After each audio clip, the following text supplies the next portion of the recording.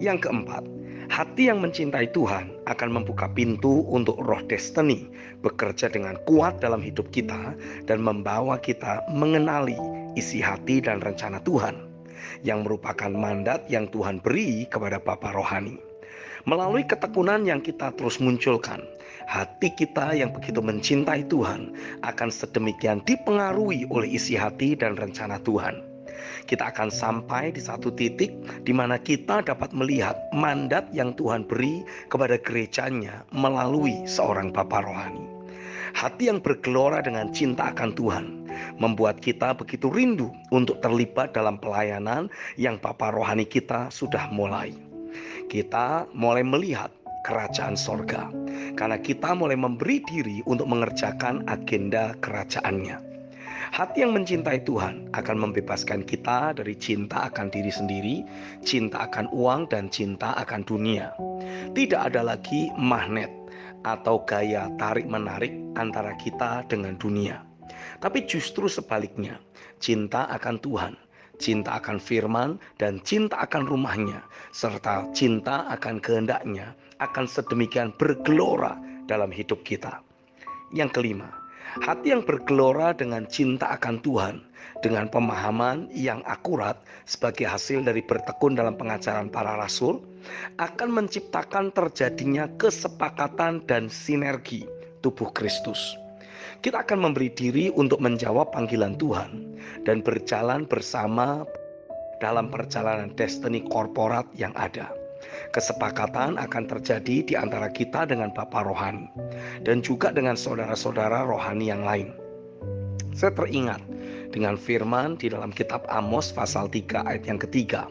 Dalam terjemahan The Message dituliskan, "Do two people walk hand in hand if they aren't going to the same place?" Apakah dua orang berjalan beriringan jika mereka tidak pergi ke tempat yang sama? Atau dalam terjemahan baru Alkitab dituliskan, "Berjalankah dua orang bersama-sama jika mereka belum berjanji?" Ketika merenungkan ayat firman ini, saya mendapati bahwa kesepakatan terjadi di hati yang mencintai Tuhan, membuat setiap kita berjalan dalam barisan yang teratur dan akurat ke arah yang sama. Hati yang tertuju pada kehendak Tuhan membuat terjadinya koneksi dan sinergi antara orang tua dan saudara-saudara rohani sebagai tubuh Kristus. Sinergi dapat terjadi karena hati yang mencintai Tuhan dengan gila-gilaan. Saya mendapati bahwa sinergi dan kesepakatan memang juga sudah terjadi dan sudah ada di dunia ini.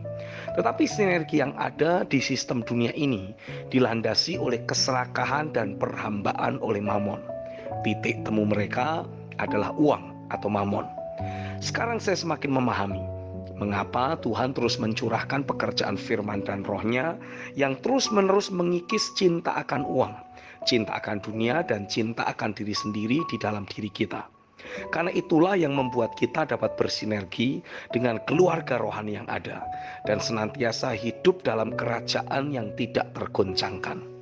Karena jika kita ditarik keluar karena faktor uang atau mamon dari dunia, sinergi yang ada di dunia akan seketika hancur lebur. Tetapi ketika faktor uang ditarik dari sinergi tubuh Kristus, tidak akan ada yang terganggu. Karena sinergi yang ada dilandasi oleh hati yang mencintai Tuhan dan ikatan janji, bukan oleh karena uang atau mamon. Yang keenam, hati yang mencintai Tuhan membawa kita menemukan harta kita yang sesungguhnya. Terjadi kesepakatan dalam hidup setiap anak rohani dan bapa rohani untuk sama-sama meninggalkan kehidupan yang lama, yang useless bagi kerajaan sorga, untuk menjawab panggilan yang lebih tinggi dan lebih mulia. Lukas 12 ayat ke-34 mencatat, "Di mana hartamu berada, di situ hatimu berada." Saya tiba-tiba dibawa menyadari bahwa ketika Elisa memusnahkan opsi untuk kembali ke kehidupannya yang lama, pasti karena ia telah menemukan hartanya.